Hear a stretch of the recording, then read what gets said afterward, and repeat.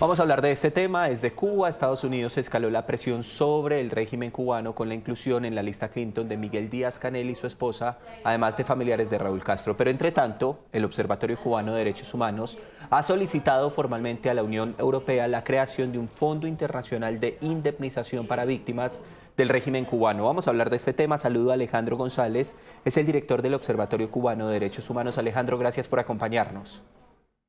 Gracias a ustedes por la invitación y muy agradecido. Claro que sí, porque es importante la creación de este fondo, Alejandro. Bueno, es importante en primer lugar porque es justo hacer esto. Es la justicia que finalmente podrá llegar a reparar un poco las heridas porque no hay maneras de que la epopeya que ha vivido el pueblo cubano, el sufrimiento que ha pasado el pueblo cubano en todos estos años, se pueda subsanar, ¿no? Pero al menos es un empujón para seguir adelante. Y eso es lo que estamos queriendo eh, buscar con estos fondos, con la creación de este fondo, de darle un poco de sosiego a la familia cubana en medio de esta incertidumbre. ¿Cómo se financiaría este fondo? Bueno, la idea que hemos propuesto es que se financie a través de la confiscación y la congelación de fondos de la empresa de Gaesa, por ejemplo, y de otras empresas que han funcionado en la opacidad total desde que el gobierno cubano llegó al poder. Ahí hay muchos recursos que buscar. Yo creo que hay una responsabilidad de los partidos políticos, de los gobiernos, de las instituciones, de cooperar con esto porque son recursos que se le han expoliado al pueblo cubano, son recursos que el gobierno cubano ha obtenido del dolor del pueblo, del hambre de nuestros hijos, de las lágrimas de nuestras madres y nuestras mujeres. Y lo más justo es que se repare ese daño que se ha causado. ¿Tenemos el dato de cuántas víctimas reconocidas hay? No, es un trabajo que pretendemos hacer porque no es que pretendamos reparar a todo el mundo, porque habría que reparar a 11 millones de cubanos, a 12 millones de cubanos que andamos por la diáspora también. Mm. Habría que hay que establecer mecanismos que no es que lo establezca el observatorio, sino que ya están establecidos. O sea, la Corte Penal Internacional eh, tiene baremos para adjudicar quién puede ser una víctima de crímenes de lesa humanidad, que es lo que estamos pidiendo que se repare. Los crímenes de lesa humanidad están tipificados.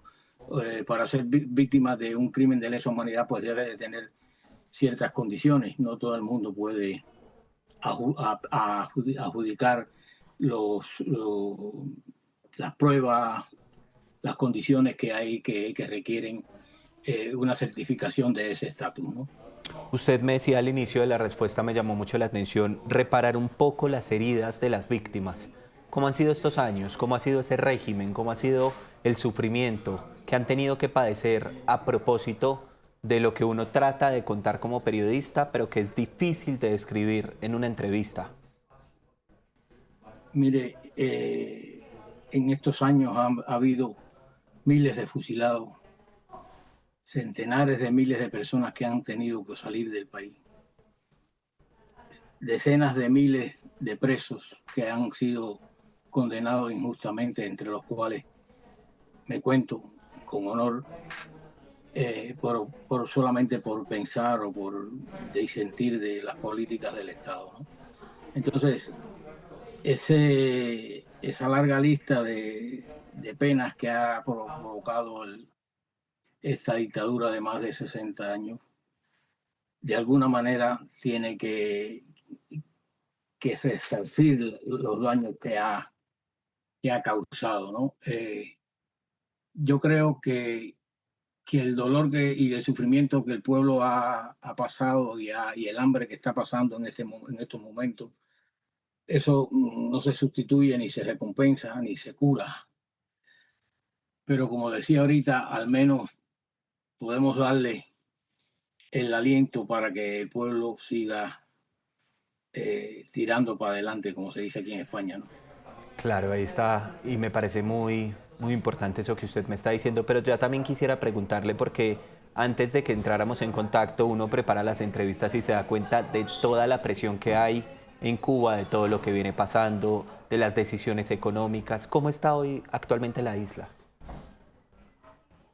Bueno, cada día que pasa es peor, ¿no? Porque no hay, imagínense usted que están es una plaza sitiada,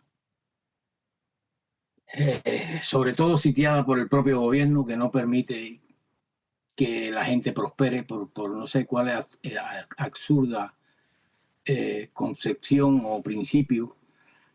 Al pueblo cubano se le ha quitado o se le ha eliminado la posibilidad de cultivar las tierras.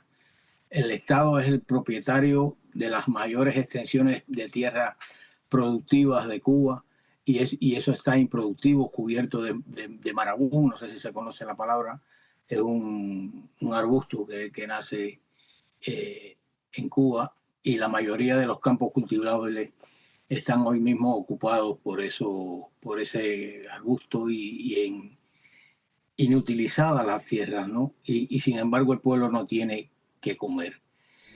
Durante muchos años el gobierno le ha echado la culpa al bloqueo, al embargo, como quieran llamar eso. Se ha demostrado y recientemente con todo este proceso, toda esta noticias que se han despertado, se han levantado en torno a esa, nos hemos dado cuenta de que el embargo no era más que un pretexto, porque mientras Gaesa acumulaba y acumula hoy miles de millones de dólares en sus cuentas, el pueblo cubano está padeciendo la crisis mayor que ha pasado en toda su existencia como nación. Y esa Entonces, crisis, perdón, esa crisis es hambre, esa crisis es falta de energía, esa crisis es eso, y falta de la alimentación, crisis es todo. es total, es total porque un país sin energía no funciona. Y Cuba, perdón, no tiene la capacidad de generar electricidad. El sistema de generación de electricidad en Cuba está caducado y obsoleto. Cuba no produce alimentos. Por sí misma, Cuba que dejó de ser un país que exportaba alimentos para ser un país importador neto de alimentos. En este momento, la salud, que era uno de los argumentos propagandísticos del régimen, es un caos. Eh, los hospitales están llenos de plagas de cucarachas, de chinches, de insectos, que parecen más bien un vertedero que un hospital. Y esa es la situación real del país. No hay más que ver las imágenes que salen de Cuba, de La Habana, de los vertederos en cada esquina, de las plagas, de la gente sufriendo las infecciones, muriendo también a causa de esa insalubridad. Y todavía me asombra que haya gente que defiendan ese sistema cuando sería tan fácil. Es solamente un chasquido de dedo y todo cambia porque están dadas las condiciones para que en Cuba se produzca un giro y el gobierno siga aferrado al poder, siga aferrado a esa maquinaria represiva, porque es el control total lo que persiguen.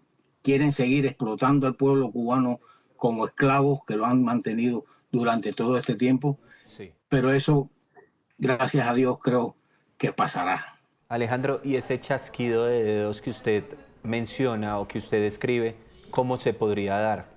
¿Cómo cree usted que así como usted lo describe tan fácil? Muy fácil, es que tomen un avión y se larguen. Se le han dado todas las oportunidades, se le ofreció a Maduro igual y Maduro no quiso hacerlo. Esperó hasta el último momento y esa bravuconería y esa, eh, no, déjame no calificarlo, toda esa pirotécnica verbal que utilizó Maduro, pues ¿en qué terminó? Y lo mismo va a terminar la nomenclatura cubana si no entran en un arreglo con el gobierno cubano. Toda esa propaganda y toda esa valentía retórica que tienen los dirigentes cubanos se acabará cuando pongan ahí cuando pasen por encima de ellos los primeros aviones. Eso es indiscutible, que el gobierno cubano, el gobierno y las Fuerzas Armadas cubanas no tienen el sustento ni los equipos para hacerle frente a una invasión o a una incursión del ejército de los Estados Unidos. Entonces, yo creo que lo más lógico y lo más, digamos, menos traumático que pudiera suceder fuera que se pusieran de acuerdo, dejaran el poder, hicieran una transición y tal vez podrían hasta quedarse en Cuba. No lo sé, porque yo no soy el que va a dirigir eso, ni soy el que va, pero hasta podrían tener algunos de ellos un espacio para compartir ahí, los que no hayan participado en hechos de sangre, los que no hayan torturado, los que no hayan reprimido ni hayan dado golpes, pueden perfectamente coexistir con la República Democrática que se creará. Alejandro, me quedan dos preguntas. La primera, es decir, que con base en lo que usted me acaba de describir y todo lo que antes me dijo de lo que ha pasado a raíz del régimen, ustedes ven, por ejemplo, lo ocurrido en Venezuela, y perdóneme que le compare los dos países, pero algo así, digamos que uno tiene la idea en Latinoamérica, lo ocurrido en Venezuela para ustedes podría también pasar en Cuba y creen que podría ser viable para una recuperación democrática? Bueno, hay diferencias entre Cuba y Venezuela. En Venezuela funcionaba de alguna manera o era tolerada una oposición y habían algunas estructuras que aunque no funcionaran de la mejor manera, estaban allí, o sea, se podían utilizar y se utilizaron y se organizó un plebiscito, unas elecciones que después manipularon y que después se robaron y tal, pero se hicieron. En Cuba no es posible haber hecho eso. Yo recuerdo la petición del proyecto Varela, que era presentarle a la Asamblea Nacional del Poder Popular algunas demandas del pueblo, y lo que nos pagaron fue con ir a la cárcel por eso. Entonces, en Cuba la situación es diferente en ese sentido, pero algo de eso podría haber. Yo lo que no veo es cuál va a ser la Delcy Rodríguez de Cuba, no lo veo, no lo veo actualmente, porque ninguno de los que están en esa cúpula podría quedarse ni siquiera en las cercanías del poder, porque si no volveríamos a lo mismo en muy poco tiempo. Sí. Entonces hay que ver cómo se hace eso. Yo creo que se le podrá dar un indulto, no sé, algo por tal de que se haga la transición, pero no se puede contar con ellos para la Cuba del futuro. Sí. Alejandro, ¿de cuántos años estamos hablando de este régimen? 67 años. ¿Y cómo han hecho ustedes, Alejandro? Esta es como mi pregunta final. ¿Cómo han hecho ustedes para resistir? ¿Cómo sacar fuerzas al final después de la descripción que usted me ha hecho? Bueno, pues no sé ni decirte cómo, porque es que ha sido una zozobra constante vivir en Cuba, ¿no? Yo hice de todo en Cuba para poder salir adelante. Terminé en una cárcel por protestar o por buscar una alternativa, una salida a la situación en la que vivía el país. Y ahora mismo yo viví la crisis del 90 dentro de Cuba. Yo estaba en Cuba cuando sucedió la caída del muro de Berlín, y eso un poco fue el aldabonazo para que la sociedad civil cubana tomara conciencia de lo que se podía hacer, y se hizo de alguna manera. Y yo te digo que aquella crisis del 90 fue dura. Hubo problemas de enfermedades derivadas de la falta de alimentación, de la falta de alimentos de calidad también. Y la situación que hay hoy en Cuba es, y no dos veces o tres veces peor que la que hubo en la década del 90.